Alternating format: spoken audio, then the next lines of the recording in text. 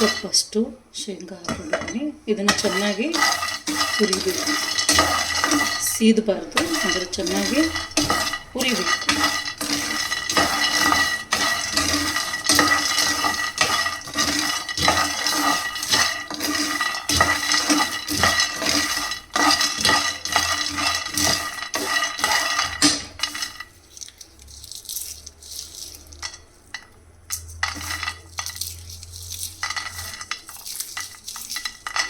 ನೋಡಿ, ಈ ರೀತಿ ಸಿಪ್ಪೆ ಬಿಚ್ಚೋವರೆಗೂ ಚೆನ್ನಾಗಿದು ಹುರಿಬೇಕು ಶೇಂಗಾ.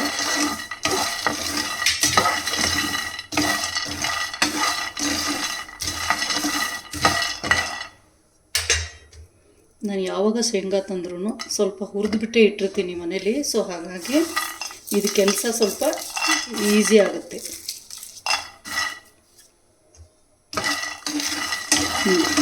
ಶೇಂಗಾ ಚೆನ್ನಾಗಿ ಹುರಿದಿದೆ. ಇವಾಗ ಇದನ್ನು ಸಿಪ್ಪೆ ತೆಗೆಯೋಣ.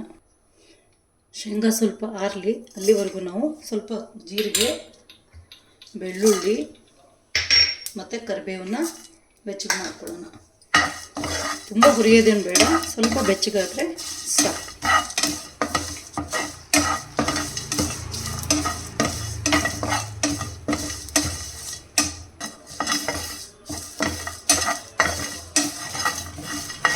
ಇಷ್ಟಾದರೆ ಇವಾಗ 1 ಸ್ಪೂನಷ್ಟು ಆಯಿಲ್ ಹಾಕಿ 3 ಬ್ಯಾಡಗಿ ಮೆಣಸಿನ್ಕಾಯಿ, 1 ಗುಂಟೂರು ಮೆಣಸಿನ್ಕಾಯಿ ಹಾಕ್ಕೊಂಡು ಸ್ವಲ್ಪ ಫ್ರೈ ಮಾಡ್ಕೊಳ್ಳೋಣ. ಕ್ರಿಸ್ಪ್ ಆಗೋವರೆಗೂ ಇದನ್ನು ಹುರಿಬೇಕು.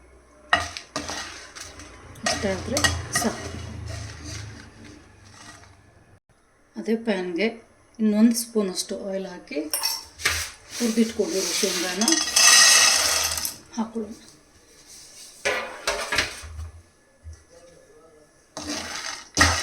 ಇದನ್ನು ಇನ್ನೂ ಚೆನ್ನಾಗಿ ಕ್ರಿಸ್ಪ್ ಆಗಬೇಕು, ಅಷ್ಟು ಹುರಿಯೋಣ.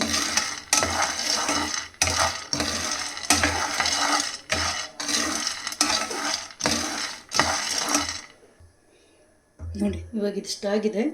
ಇವಾಗ ಇದಕ್ಕೆ ಬ್ಯಾಡಗಿ ಮೆಣಸಿನ ಪುಡಿನ ಸ್ವಲ್ಪ ಹಾಕೊಳ್ಳೋಣ. ಆವಾಗಲೇ ಇದಕ್ಕೆ ಚೆನ್ನಾಗಿ ಕಲರ್ ಬರುತ್ತೆ.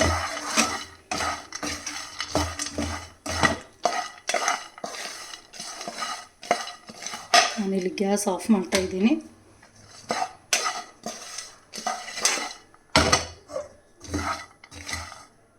ಮಿಕ್ಸಿ ಜಾರ್ಗೆ ನಾವು ಹುರಿದಿಟ್ಕೊಂಡಿರೋಂಥ ಐಟಮ್ಗಳನ್ನ ಫಸ್ಟು ಮೆಣಸಿನ್ಕಾಯಿ, ಜೀರಿಗೆ ಇದೆಲ್ಲ ಸ್ವಲ್ಪ ಪುಡಿ ಮಾಡ್ಕೊಳ್ಳೋಣ.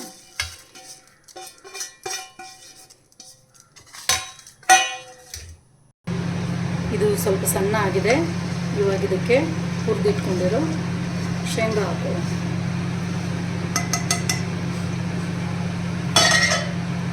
ರುಚಿಗೆ ತಕ್ಕಷ್ಟು ಉಪ್ಪು,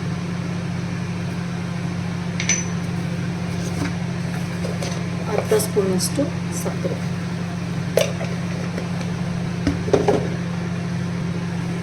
ನೋಡಿ, ಇವಾಗ ಶೇಂಗಾ ಚಟ್ನಿ ರೆಡಿಯಾಗಿದೆ.